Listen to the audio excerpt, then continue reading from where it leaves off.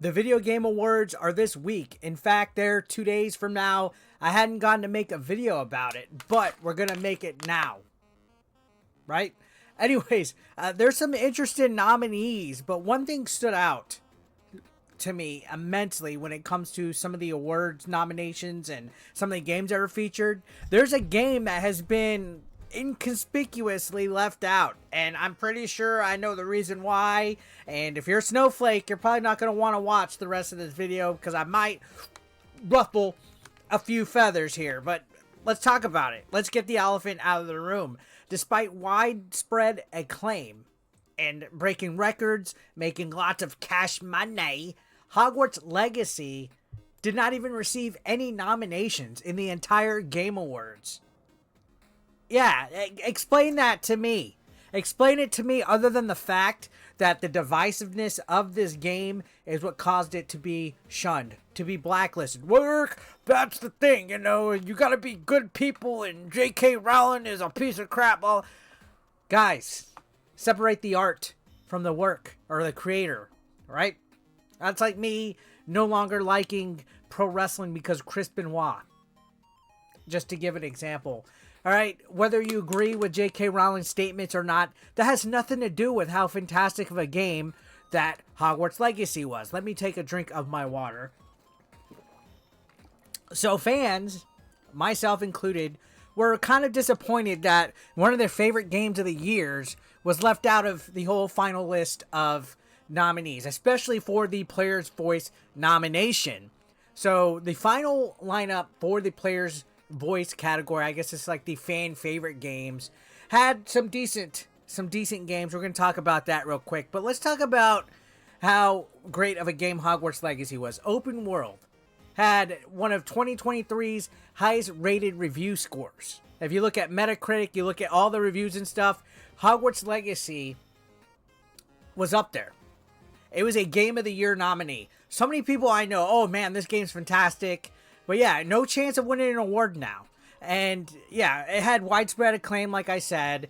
And despite it not being nominated for a single award is politics. These are people that don't like politics, but then they politic a game out of an award show. And yeah, let's be honest, the Game Awards show, little SJW at times, a little snowflakey, they tend to like games that cater towards, you know, certain narratives and things like that. Let's be completely honest. That's why Hogwarts Legacy isn't in there.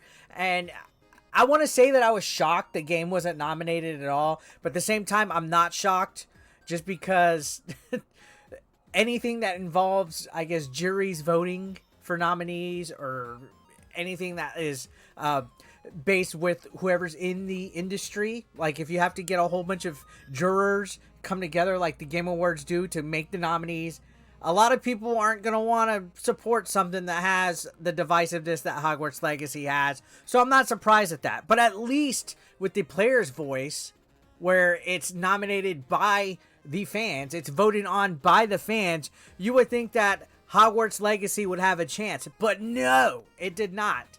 So it seems that not enough people cared for the game compared to some of the other nominations. Now we got five of them right here. And there's some interesting choices. I'm going to point out one, and as a matter of fact, that I cannot understand why it's in there, and we'll talk about it. But first, we got Baldur's Gate 3, which is understandable. This is probably going to win Game of the Year, to be completely honest. Baldur's Gate 3 is a fantastic game, has a lot of fucking awesome gameplay mechanics, and it's on fire. This is probably going to win Game of the Year, and it's probably going to win Player's Voice. We also have Genshin Impact, which is crazy to think how much Genshin Impact is still appreciated till this day. Like, it's fucking amazing that there's such a fucking core user base that nominates it to where it's still relevant in 2023. Spider-Man 2, which just came out, and Zelda Tears of the Kingdom. And then last but not least, Cyberpunk 2077, Phantom Liberty. Now, I want to know, why is Phantom Liberty in here? It's an expansion of a game that came out 3 years ago. And it's not a full-fledged release. But I guess fans ultimately get to say what goes into this category. Just to me, having an expansion in the Player's Voice nominations seems a little weird. It seems like they went out of their way to snub Hogwarts Legacy out of getting in this. Just my thoughts. So, realistically, out of these, I think Tears of the Kingdom or Baldur's Gate are going to be the two that win the player's voice. I don't know, though. It definitely seems that it will be interesting to see which game takes the Game of the Year nominees, the player's voice, and all that. I haven't even done a video voting or doing my selections. I've been so behind on this. But, again, Baldur's Gate 3 basically has been critically acclaimed. It's probably going to win almost everything that it's nominated in. I just don't know why Hogwarts Legacy, outside of the obvious reasons, didn't even get nominated in one single award category. What's up with that? It's not even featured in the event. The game itself didn't even have anything that was, I guess, against the grain. Like, the whole wokiness and everything that was against it. There was big, huge Hogwarts Legacy boycotts. There was huge, screw this game, don't support it. People were holding out on Twitch. I covered it all earlier this year when it first came out. I covered it. It was like the Civil War of gaming. But there's not one thing about this game featured at this event at all. What'd be great is if somehow the developers bought an ad for a Hogwarts Legacy 2 fucking game during this just to shove it to them. But the fact that it didn't get any official nomination, the fact that the player's voice didn't even nominate it, it's kind of weird.